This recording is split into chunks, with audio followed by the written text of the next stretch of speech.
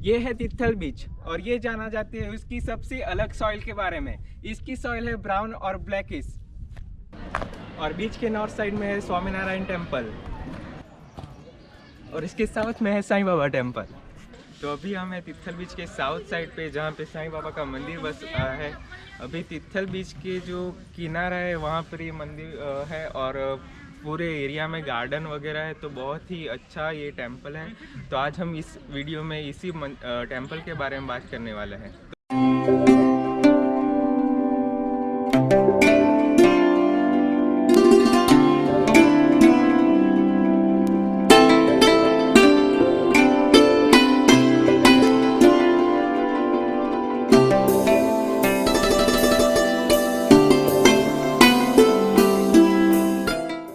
ये साईं बाबा का अद्भुत मंदिर वलसाड रेलवे स्टेशन से 5 किलोमीटर दूर वेस्टर्न साइड में अरब सागर के तट पे बसा हुआ है।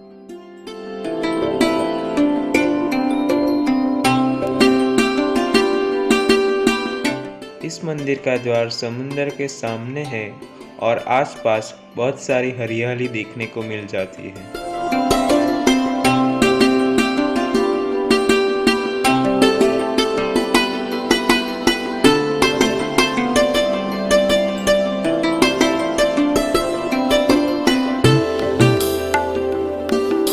मंदिर में साईं बाबा की मूर्ति और पूरा मंदिर मार्बल में बना हुआ देखने को मिलता है। ये मंदिर बहुत ही बड़ा है और विजिटर्स के लिए बहुत सारी सुविधाएं भी उपलब्ध है। तो इस टेम्पल के जो मैनेजर हैं महेंद्र सर, उनसे हम बात करेंगे। थोड़ी सी इन्फॉर्मेशन जो है हम उनसे पूछेंगे और जानेंगे इस टेम्पल के बारे में। तो चलिए महेंद्र सर के पास। तो हमारे साथ है महेंद्र सर जो यहाँ पे संचालक है, तो उनसे थोड़ी इन्फॉर्मेशन लेते हैं इस टेम्पल के बारे में। तो सबसे पहले बहुत बहुत शुक्रिया हमारे यहाँ पे शूट करने की परमिशन देने के लिए। तो इस टेम्पल के बारे में आप हमें थोड़ा सा इन्फॉर्मेशन दीजिए। अभी बाबा का जो टेम्पल है उसका ट्रस्ट रजिस्ट्रेशन 1978 में हुआ था। उसी वक्त रमन भाई पानवाला करके बलसार में एक होटल वाला है, उसको बाबा स्वप्ने में आए थे कि तू मेरा एक मंदिर बना दे। अभी वो एक साधारण आदमी तो मंदिर तो कैसे बना सकता, तो उसने सोचा कि सपना होगा, लेकिन बार बार उसको सपने में आया कहते तू मेरा मंदिर बना, तू उधर जाके बैठ जाए, मुझे समुद्र पर बैठना है, तू उधर बैठ जाएगा तो मेरा मंदिर हो जाएगा। तो उसने सोचा अभी तो कुछ करना पड़ेगा। तो बलसार में जो बड़े बड़े लोग हैं उसको बात की भाई एक साईं बाबा का मंदिर बनाना है साहिब तिथल में, तो कुछ सहयोग करो, आप मिल जाए, आपका कोई सगा वाला बाहर है। तो उसकी एक ही रीत थी, कागज़ पर एक पोस्ट कार्ड लिखते थे 10 पैसे का कि भाई मैं एक मंदिर बना रहा हूँ, आपको ऐसा शक्ति कुछ देना है भेंट, तो इस नए बैंक का अकाउंट नंबर है, बैंक में डालो। उस वक्त बैंक में क्या था कि अकाउंट नहीं था, लेकिन कोई भी तरह से बैंक का अकाउंट नंबर नहीं था कि इसमें पैसा भेजो। तो बैंक ऑफ बड़ौदा खत्रीवाड़ में उस वक्त मनु भाई देसाई करके एक मैनेजर था, बहुत सहयोगी था। बलसार में एक हरीश देसाई करके जो आज आप जानते ही होंगे, अब्रामा में उसका साईं रमणाली करके बंगला है रोड पे ही, वो हरीश भाई उस वक्त सरपंच थे, उसने भी बोला चलो कुछ करेंगे, तो वो मिला।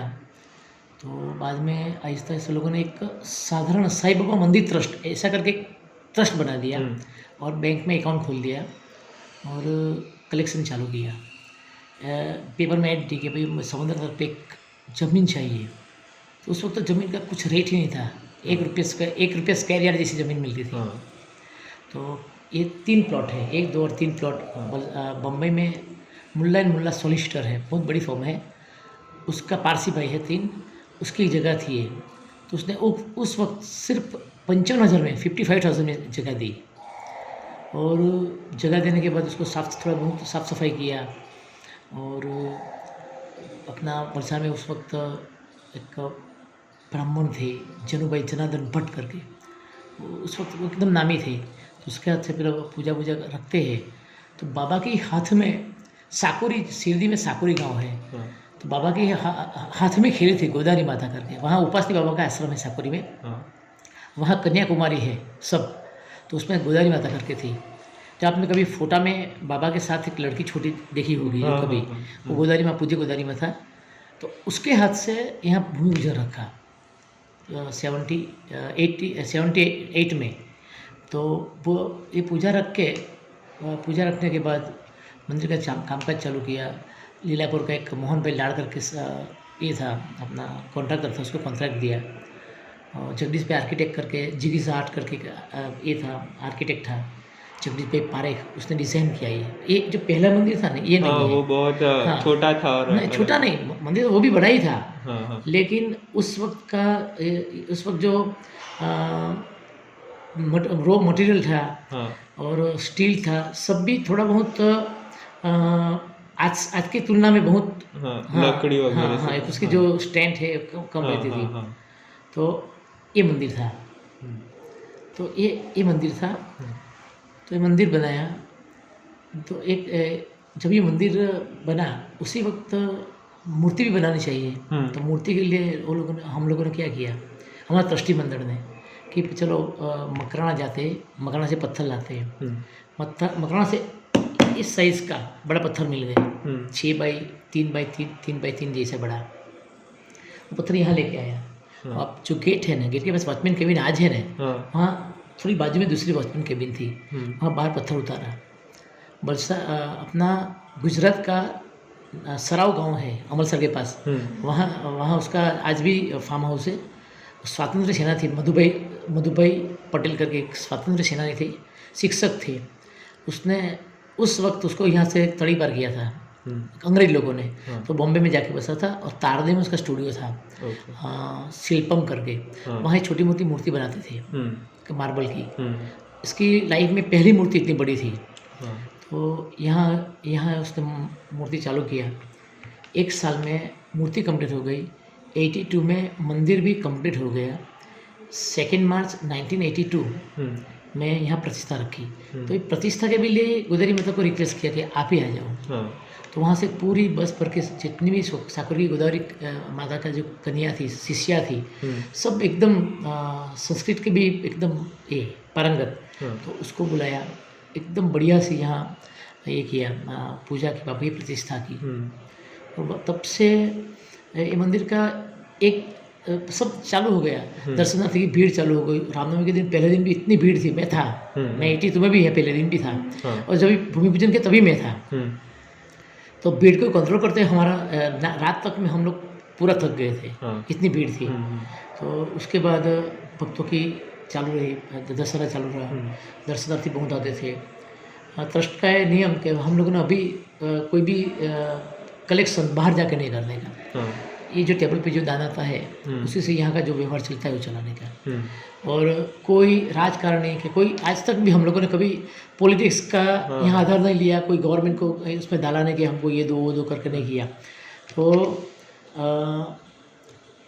आता था कलेक्शन उस वक्त। तो कम लगभग 10 एक स्टाफ था आदमी का, सब मजदूर पुजारी था 2-3, चलता था।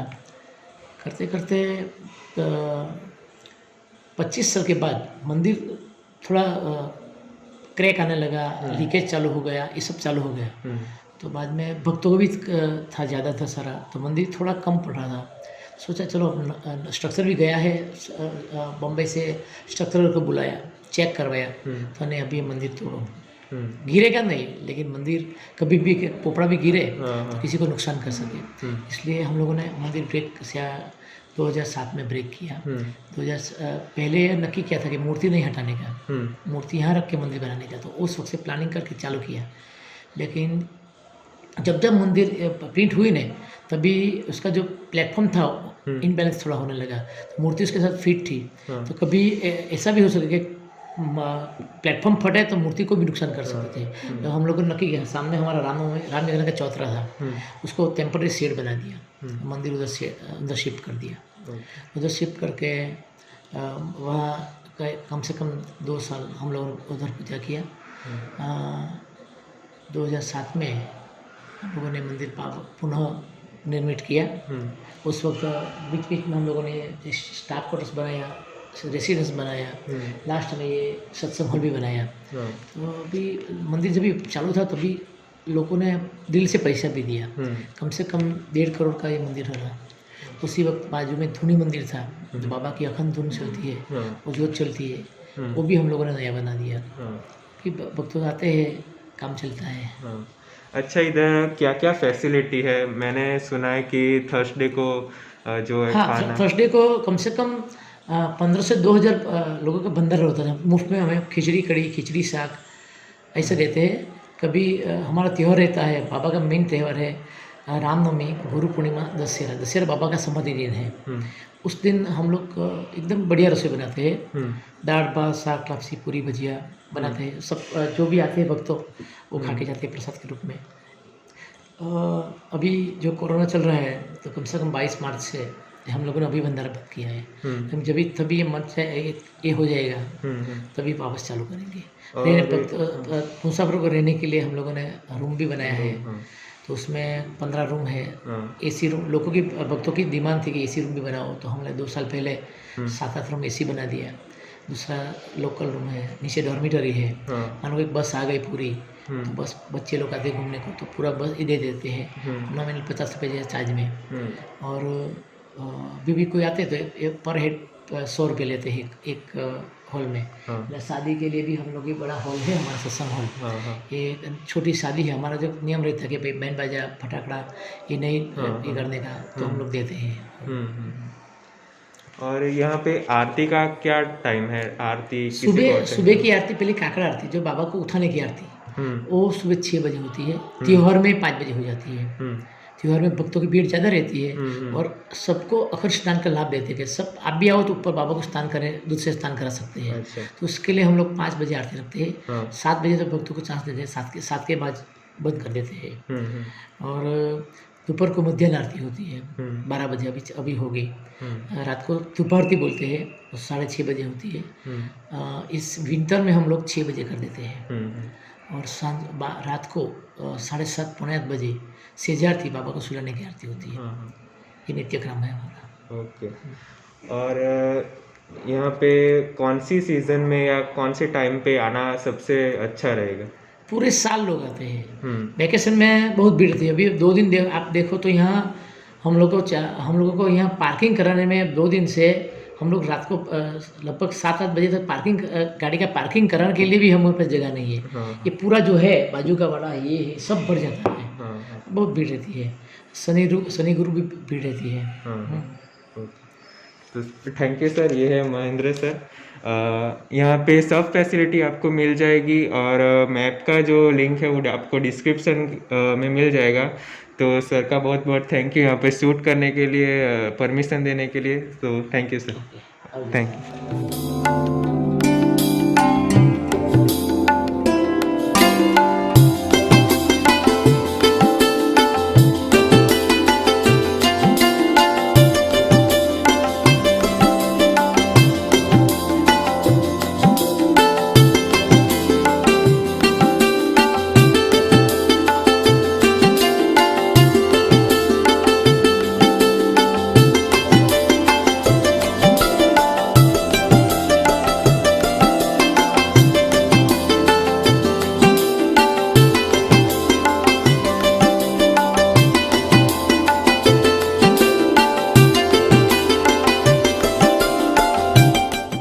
मंदिर के बाहर बहुत बढ़िया गार्डन बना हुआ है जहाँ पे आप बैठ के समंदर की ठंडी हवा का आनंद ले सकते हैं।